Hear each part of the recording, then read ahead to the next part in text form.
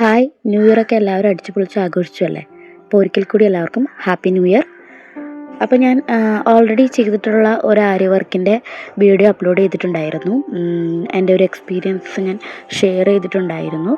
അപ്പോൾ രണ്ടാമതും ഞാൻ ചെയ്തിട്ടുള്ള ആരി വർക്കിൻ്റെ മെറ്റീരിയലാണ് നിങ്ങളെ കാണിക്കുന്നത്. അപ്പോൾ ഇതിൻ്റെ ഈ ഒരു ലാവണ്ടർ കളറിൽ വരുന്ന നെറ്റ് പോലെ ഉള്ള ഒരു മെറ്റീരിയലായിരുന്നു, ഒരു ക്ലോത്ത് ആയിരുന്നു കേട്ടോ. അതിൽ ഞാൻ ചെയ്തിരിക്കുന്നതാണ്. അപ്പോൾ ഇതിൻ്റെ ബാക്ക് പോർഷനാണ് നിങ്ങൾ കാണുന്നത്. ഞാൻ ട്രാൻസ്പെറൻ്റ് ആയിട്ടുള്ള ആ ഒരു നൈലോൺ ത്രെഡ് ഉണ്ടല്ലോ, അതാണ് യൂസ് ചെയ്തിരിക്കുന്നത്. എനിക്ക് കുറച്ചും കൂടി കംഫർട്ടബിളായിട്ട് തോന്നിയിട്ടുള്ളത് അതാണ്. അപ്പോൾ ഞാൻ തുടങ്ങിയിട്ടേ ഉള്ളൂ. ഫോണിലൂടെ നമുക്ക് യൂട്യൂബിലൂടെ കണ്ട് പഠിച്ചിട്ടാണ് ഞാനിപ്പോൾ ഇതെൻ്റെ സെക്കൻഡ് വർക്കാണ്. അപ്പോൾ ഇത് ജസ്റ്റ് നെക്കിൽ മാത്രം വരുന്ന രീതിയിൽ ഒരു ഡിസൈൻ കൊടുത്ത് നമ്മൾ ചെയ്തേ ഉള്ളൂ. അപ്പോൾ ആദ്യം തന്നെ നമുക്ക് നെക്ക് എത്രത്തോളം വേണമെന്നുള്ള കാര്യം അടയാളപ്പെടുത്തിയതിന് ശേഷമാണ് ഈ ഒരു വർക്ക് നമ്മൾ ചെയ്യുന്നത്. അപ്പോൾ രണ്ട് സൈഡിലും ഒരേപോലത്തെ ഡിസൈൻ വന്നിട്ട് സെൻറ്ററിലൊരു ഫ്ലോറൽ ഡിസൈൻ, ഹാഫ് ഫ്ലോറൽ ഡിസൈനാണ് കൊടുത്തിരിക്കുന്നത്. പിന്നെ നമുക്ക് ബാലൻസ് ഉണ്ടാവുന്ന ആ ഒരു നെക്ക് പോർഷൻ അല്ലാതെ ബാക്കി വരുന്ന മെറ്റീരിയൽ, ഇപ്പോൾ ഏകദേശം ഒരു 3 മീറ്ററാണ് ഞാൻ ചുരിദാറൊക്കെ തയ്ക്കാൻ വേണ്ടിയിട്ട് എടുക്കുന്നത്. എയർലൈനൊക്കെ ആകുമ്പോൾ 3 മീറ്ററോളം എടുക്കാറുണ്ട്. അപ്പോൾ ബാലൻസ് വരുന്ന തുണി നമുക്ക് ചെയ്യുമ്പോൾ ഭയങ്കര ബുദ്ധിമുട്ടായിട്ട് തോന്നും. അപ്പോൾ അത് പിൻ ചെയ്ത് ആ ഒരു ഇതിലേക്ക് തന്നെ, ഫ്രെയിമിലേക്ക് തന്നെ അറ്റാച്ച് ചെയ്ത് ജസ്റ്റ് ഒന്ന് ക്ലിപ്പ് ചെയ്ത് ഒക്കെയാണ് ചെയ്യുന്നത്. അപ്പോൾ ഇതുപോലെയുള്ള പല സൈസുകളിലുള്ള ക്ലിപ്പ് നമുക്ക് വാങ്ങാൻ കിട്ടും കേട്ടോ. അപ്പോൾ അങ്ങനെയാണ് ഞാൻ ചെയ്യാറ്.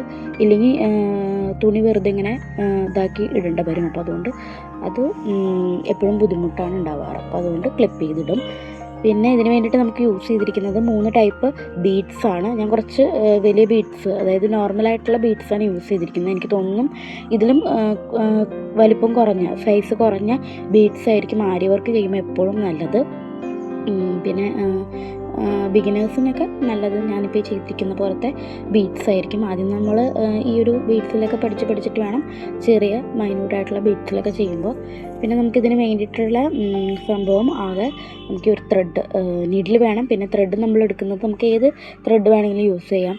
സിൽക്ക് ത്രെഡൊക്കെ യൂസ് ചെയ്യുമ്പോൾ കുറേ കൂടി നമ്മളതിന് നന്നായിട്ട് പഠിച്ചാൽ മാത്രമേ സിൽക്ക് ത്രെഡൊക്കെ വെച്ച് ചെയ്യാൻ പറ്റുള്ളൂ. പിന്നെ നോർമലായിട്ടുള്ള നമ്മൾ മെഷീൻ ത്രെഡാണെങ്കിലും എപ്പോഴും പൊട്ടിപ്പോകും. അപ്പോൾ കുറച്ചും കൂടി എനിക്ക് തോന്നുന്നത് നല്ലത് ഈ ഒരു നൈലോൺ ത്രെഡായിരിക്കും. അതും നമ്മൾ കുറച്ചധികം ഇട്ട് വലിച്ചു കഴിയുമ്പോൾ ഇടയ്ക്കിടയ്ക്ക് പൊട്ടിപ്പോകാറുണ്ട്. അതെനിക്ക് തോന്നുന്നു എക്സ്പീരിയൻസ് ഇല്ലാത്തതുകൊണ്ടായിരിക്കാം.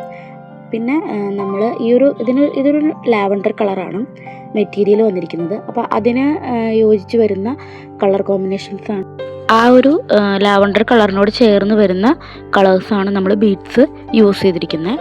കോൺട്രാസ്റ്റ് ആയിട്ടുള്ള കളറൊന്നും എടുത്തിട്ടില്ല. അതിലൊരെണ്ണം റെയിൻബോ കളറിൽ ആണ് വരുന്നത്. അപ്പം അത്രയൊക്കെ ഉള്ളൂ ഈ ഒരു വീഡിയോയിൽ നമുക്ക് പറയാൻ. അപ്പോൾ അടുത്തടുത്ത വർക്കുകൾ വീണ്ടും ചെയ്യാം, അതുപോലെ തന്നെ അപ്ലോഡ് ആക്കാം. എല്ലാവരുടെയും സപ്പോർട്ടും പ്രാർത്ഥനയും വേണം. Thank you. Happy new year.